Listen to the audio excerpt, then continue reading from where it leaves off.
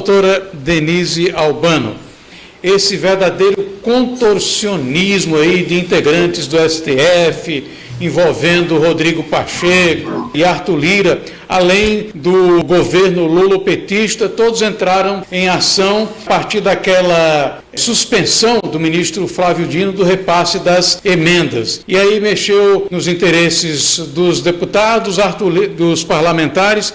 Arthur Lira desengavetou aquelas PECs que restringem ações do STF. Como é que a senhora avalia esse momento aí entre representantes dos três poderes,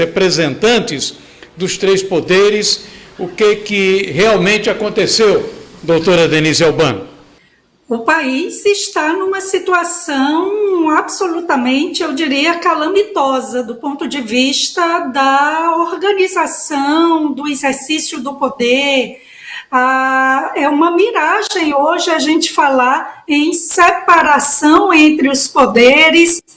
É importante ter harmonia, mas uma harmonia onde cada um desempenha suas competências, sem um se intrometer e invadir a esfera de competência dos outros poderes. E vejam que é sintomático. Os chefes do legislativo, representantes do executivo, estava ali o advogado Jorge Messias, que é quem preside a Advocacia Geral da União, que representa o Estado, mas principalmente o governo na defesa de suas pautas. Então, o executivo e o legislativo se dirigem ao Supremo. Veja que é preocupante o ministro Barroso dizer que o Supremo, a cúpula do judiciário, exerce sim uma espécie de função política. Claro que o judiciário faz parte da estrutura de poder, mas a função dele é, eu diria, a menos provida de lastro democrático, porque os dois poderes que têm lastro na democracia vêm a ser o legislativo, porque os representantes são eleitos, e o executivo.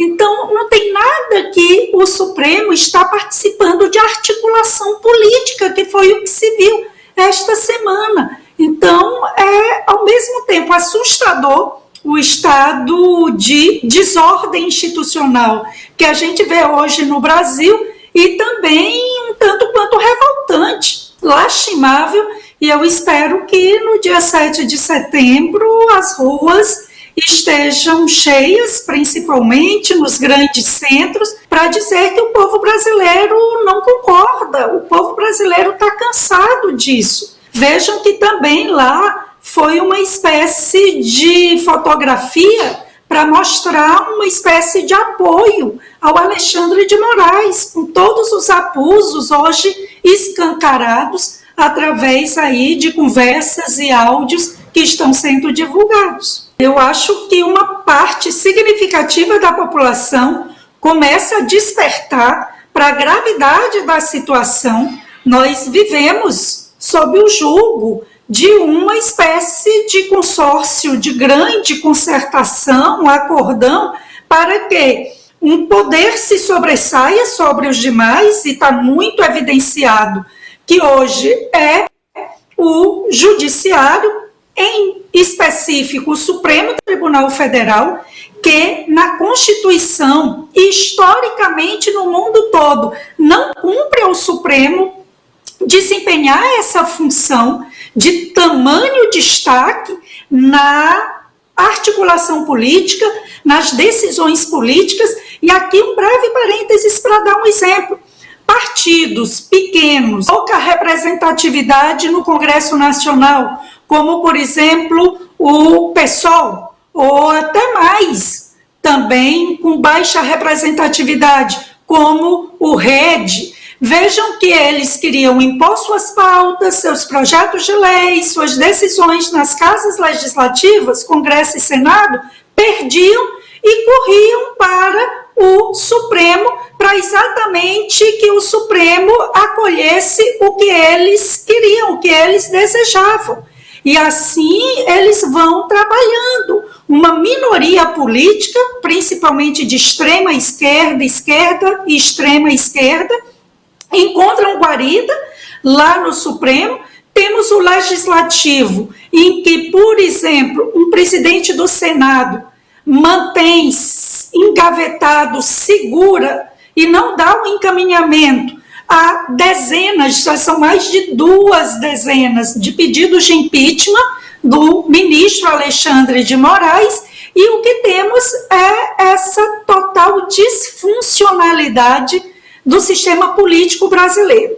Um poder judiciário hipertrofiado, muito poderoso, que subjuga o legislativo e que tem aí também uma certa dose de subjugação em relação ao executivo. Mas não nos esqueçamos, boa parte dos ministros que ocupam o Supremo hoje são claramente aliados do lulopetismo.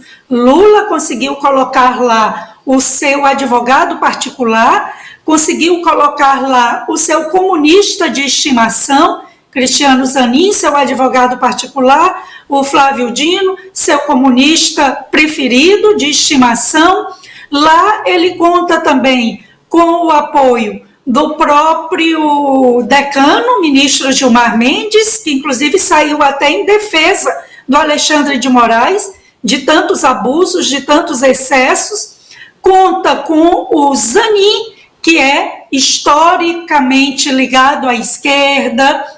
Temos o Barroso, que também, veja que foi o famoso autor da frase "perdeu o mané", né, num evento político partidário. E também da frase que mostra que exatamente a tendência dele: derrotamos o bolsonarismo, né?